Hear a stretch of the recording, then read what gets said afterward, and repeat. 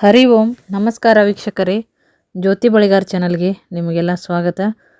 ಈ ದಿನ ನೋಡ್ರಿ, ನಾನು ಈ ಜನವರಿಯಲ್ಲಿ ಬರುವಂತಹ ವಿಶೇಷ ಹಬ್ಬ ಮತ್ತು ಯಾವುದಂತಂದ್ರೆ ವೈಕುಂಠ ಏಕಾದಶಿ. ಈ ಒಂದು ವೈಕುಂಠ ಏಕಾದಶಿ ಯಾವಾಗಿದೆ ಮತ್ತು ಆ ಒಂದು ವೈಕುಂಠ ಏಕಾದಶಿಯ ಬಗ್ಗೆ ಕೆಲವೊಂದು ಮಾಹಿತಿಗಳನ್ನು ಈ ವಿಡಿಯೋದಲ್ಲಿ ನೋಡೋಣ.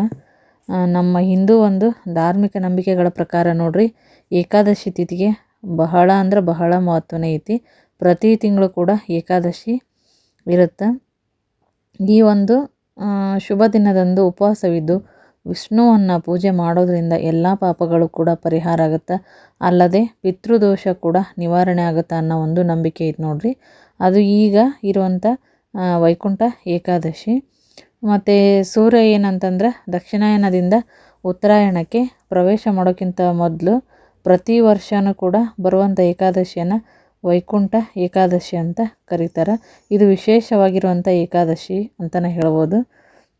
ಈ ಒಂದು ವೈಕುಂಠ ಏಕಾದಶಿ ದಿನಾಂಕ ಮತ್ತು ಶುಭ ಮುಹೂರ್ತವನ್ನು ನೋಡೋದಾತಪ್ಪ ಅಂತಂದ್ರೆ ನಮ್ಮ ನೋಡ್ರಿ, ಹಿಂದೂ ಪುರಾಣಗಳ ಪ್ರಕಾರ ಏನಂದ್ರೆ ವಿಷ್ಣು ಗರುಡ ವಾಹನನ ಮೇಲೆ ಮುಕ್ಕೋಟಿ ದೇವತೆಗಳೊಂದಿಗೆ ಭೂಲೋಕಕ್ಕೆ ಬಂದು ಭಕ್ತರಿಗೆ ದರ್ಶನ ನೀಡ್ತಾನೆ.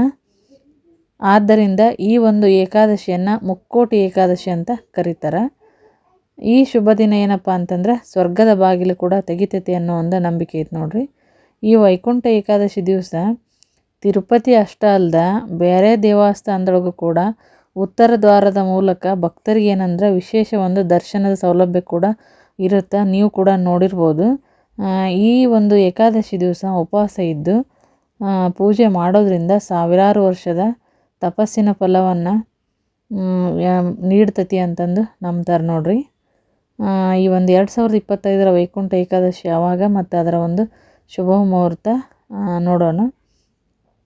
2025ರಲ್ಲಿ ಪುಷ್ಯ ಮಾಸದಲ್ಲಿ ಬರುವಂಥ ಏಕಾದಶಿ ಪ್ರಥಮ ಏಕಾದಶಿ, ಅದು ವೈಕುಂಠ ಏಕಾದಶಿ ನೋಡ್ರಿ.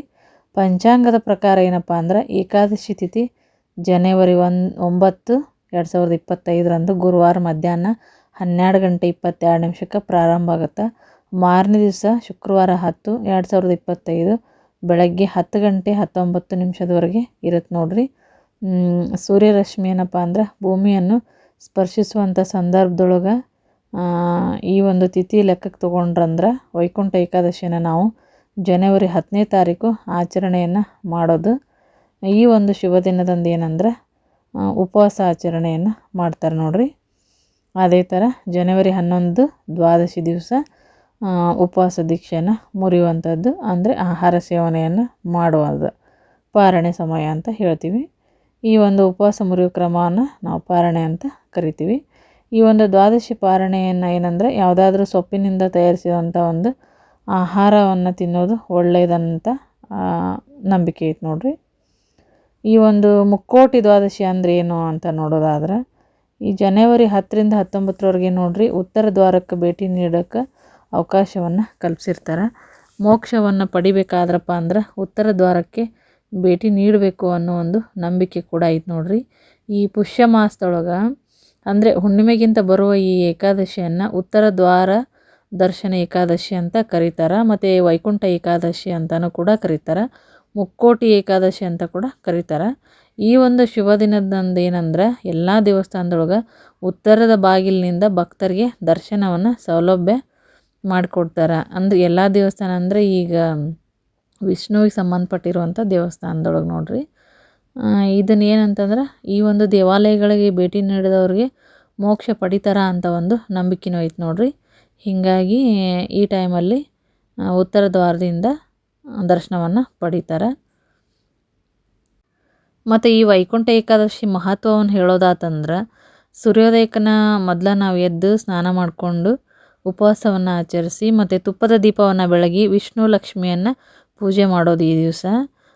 ಲಕ್ಷ್ಮೀನಾರಾಯಣರ ಪೂಜೆ ಅಂತ ಹೇಳ್ಬೋದು. ಇಡೀ ದಿನ ಉಪವಾಸ ಮಾಡೋಕ್ಕೆ ಸಾಧ್ಯವಾಗದೇ ಇದ್ದವರು ಹಣ್ಣು ಹಾಲುಗಳನ್ನು ಸ್ವೀಕಾರ ಮಾಡ್ಬೋದು. ಮತ್ತು ಬಡವರಿಗೆ ಅನ್ನದಾನವನ್ನು ಮಾಡಬೇಕು ಈ ದಿವಸ, ಒಳ್ಳೆಯದು.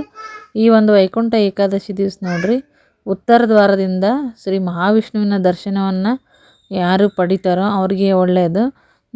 ಮತ್ತು ಆದಷ್ಟು ದೇವಸ್ಥಾನ ಆ ದಿವಸ ರಶ್ಶೇ ಇರ್ತಾವೆ ಭಕ್ತರು. ಹೀಗಾಗಿ ನೋಡ್ರಿ ದರ್ಶನ ಪಡೆಯೋಕೆ ಕಾಯ್ಕೊಂಡು ನಿಂತಿರ್ತಾರೆ ಹೊರಗೆ. ಈ ಒಂದು ವೈಕುಂಠ ಬಾಗಿಲು ತೆರೆಯೋ ದಿನ ಅಂತಲೇ ಹೇಳ್ತಾರೆ. ಯಾಕಂದರೆ ಶ್ರೀಹರಿ 3 ಕೋಟಿ ದೇವತೆಗಳೊಂದಿಗೆ ಭೂಮಿಗೆ ಬಂದು ತನ್ನ ಭಕ್ತರಿಗೆ ಎಲ್ಲರಿಗೂ ದರ್ಶನ ನೀಡ್ತಾನೆ ಅನ್ನೋ ಒಂದು ಪುರಾಣಗಳ ಪ್ರಕಾರನ ಇದು ಐತಿ ಮತ್ತು ನಂಬಿಕೆನೂ ಐತಿ.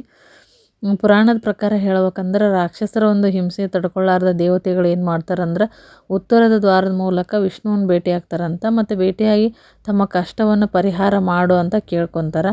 ಆಗ ವಿಷ್ಣು ಏನು ಮಾಡ್ತಾನಂದ್ರೆ ಮುರ ಅಂತ ರಾಕ್ಷಸನನ್ನು ತನ್ನ ಒಂದು ಏಕಾದಶ ಎಂಬ ಆಯುಧದಿಂದ ಸಂಹಾರ ಮಾಡಿ ದೇವತೆಗಳನ್ನು ರಕ್ಷಿಸ್ತಾನಂತ. ಹಾಗಾಗಿ ಅಂದಿನಿಂದ ನೋಡ್ರಿ ಉತ್ತರ ದ್ವಾರದ ಮೂಲಕ ವಿಷ್ಣುವಿನ ದರ್ಶನ ಮಾಡಿದ್ರೆ ಎಲ್ಲ ಸಮಸ್ಯೆಗಳಿಗೂ ಪರಿಹಾರ ಸಿಗುತ್ತೆ ಅನ್ನೋದು ಒಂದು ಭಕ್ತರ ನಂಬಿಕೆ.